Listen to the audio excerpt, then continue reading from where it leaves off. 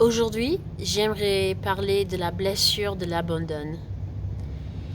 Je suis Christine et je suis coach et je fais de la guérison aussi. Je suis des États-Unis, j'habite en Italie et j'ai vécu pendant 8 ans à Paris et je travaille avec le guérison des traumas et coaching de transformation corporelle et de l'alignement avec l'essence de quelqu'un pour supporter les gens de vivre de leur vraie essence et de réaliser leur rêve le plus profond de leur cœur. Et là, je suis ici chez moi à Ravello, la Costiera Amalfitana, la côte amalfitaine. Je suis la petite place à côté de chez moi, c'est très très beau. Donc, je vais lire des choses parce que le français, c'est pas mon premier langue et ça m'aide un peu de lire, mais je vais vous parler de l'abandon et j'espère que ça va vous toucher et que ça va vous supporter parce que beaucoup de nous sont touchés par l'abandon. Et ça, c'est une des plus grandes blessures dans ma vie et j'aimerais partager avec vous pour vous supporter d'aller au-delà de cette blessure. Donc, et surtout, mon expérience, c'est avec la blessure de l'abandon du père. Et beaucoup de nous femmes, on a cette blessure qui peut causer beaucoup de douleur dans nos vies, avec les hommes, surtout. Et aussi, l'abandon du père, c'est aussi quelque chose de très très difficile pour les hommes aussi.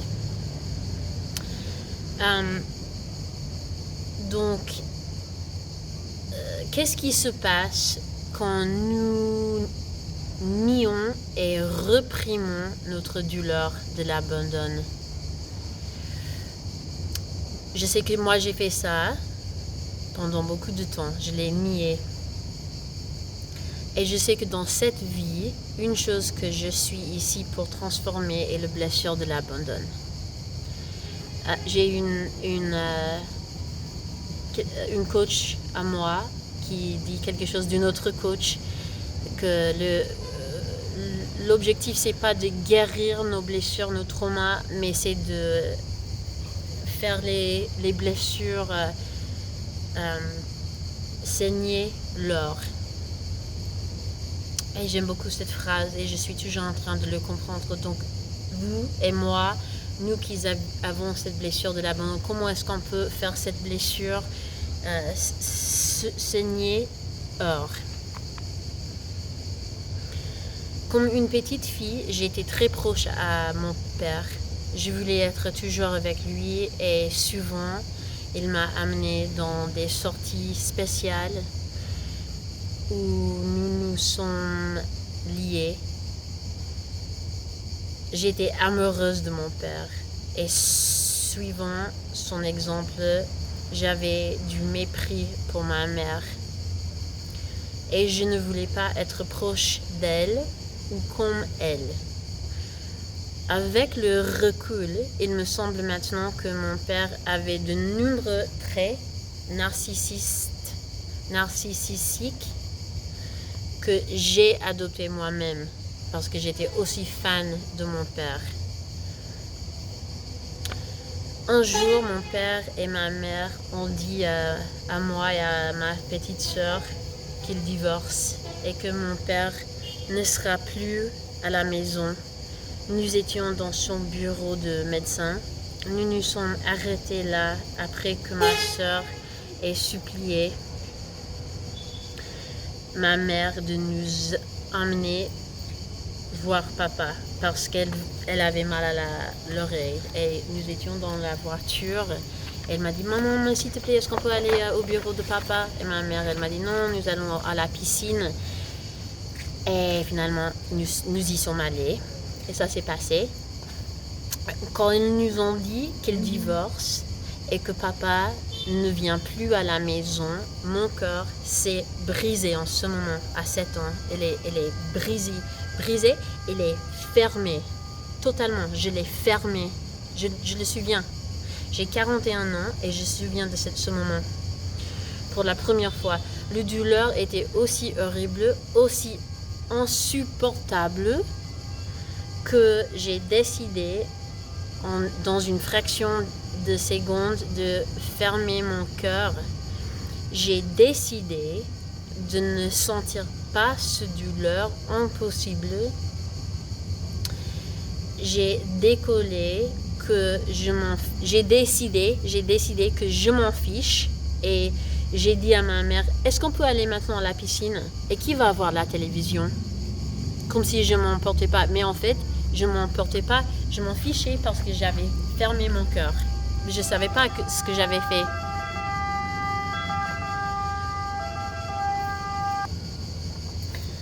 Et je crois que personne ne m'a jamais parlé de ce douleur qui a été masquée et pressée dans les crevasses les plus profondes de mon cœur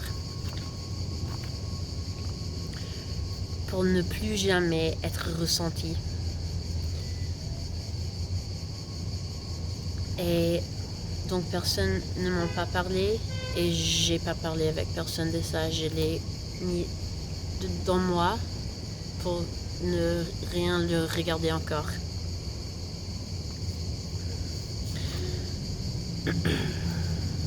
Si quelqu'un essayait de m'en parler, je nierais complètement qu'il ait eu de la douleur.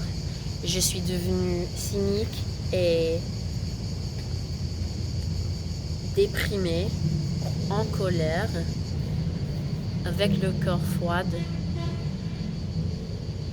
Et tout cela parce que je ne pouvais pas supporter d'avoir le cœur brisé. Alors, je ne suis empoisonnée de haine de soi de l'intérieur. Je me suis empoisonnée de la haine de l'intérieur, de moi-même, petit à petit, avec cette blessure très très grave qui n'était jamais regardée, qui n'était jamais traitée. Je me suis empoisonnée petit à petit.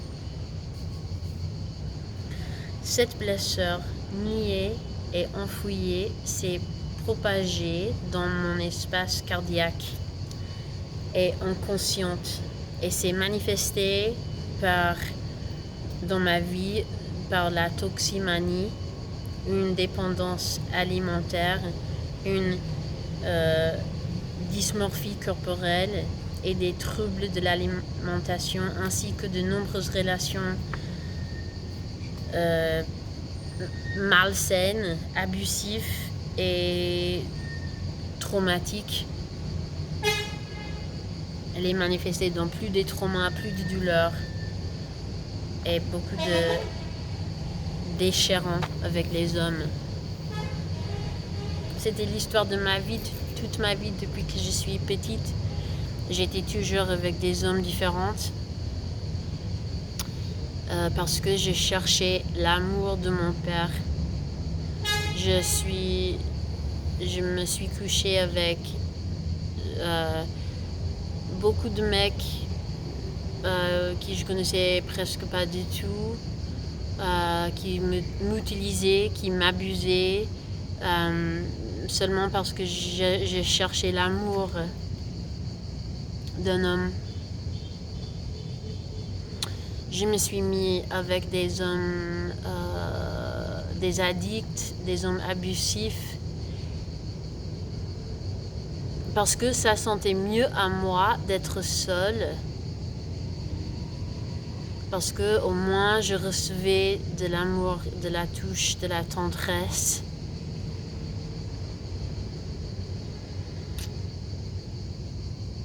Et ça m'a retraumatisée.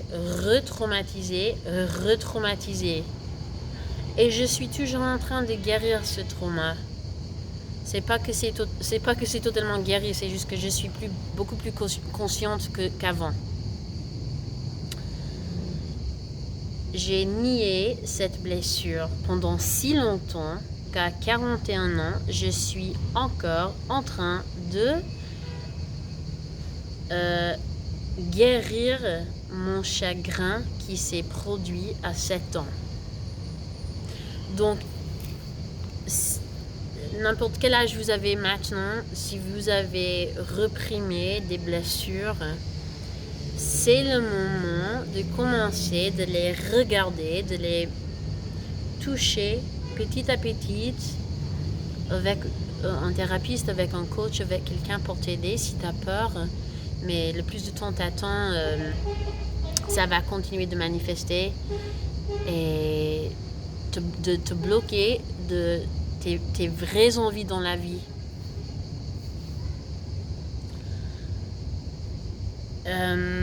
Je ne suis pas seule avec ces problèmes que je dis là maintenant. Je le sais. Beaucoup de nous, en tant qu'adultes, n'ont pas encore eu le courage d'affronter nos blessures les plus profondes. Lorsque nous le faisons face à notre douleur et que nous permettons de les ressentir, nous sommes libérés dans un état d'être et de vie supérieur. Quand nous avons le courage de les regarder et de réaliser qu'est-ce qui s'est passé et de les accepter, nous sommes plus profondément ouverts au flux de l'amour sur le flux du divin quand on se guérit.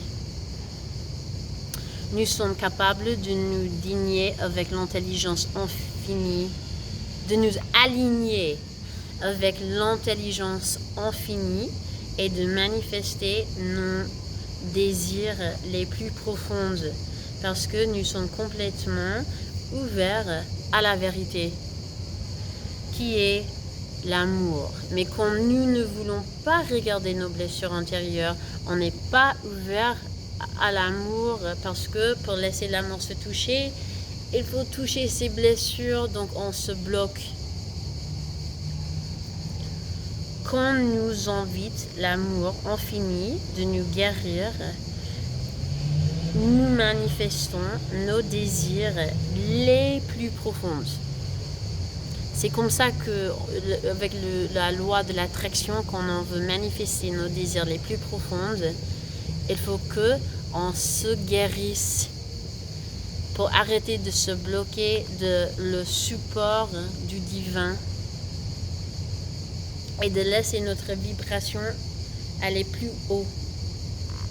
Si vous souhaitez obtenir de l'aide pour guérir et vous aligner avec votre vérité la plus profonde afin de pouvoir vivre les désirs de votre cœur, envoyez-moi un message pour réserver un appel découverte gratuit du coaching d'alignement.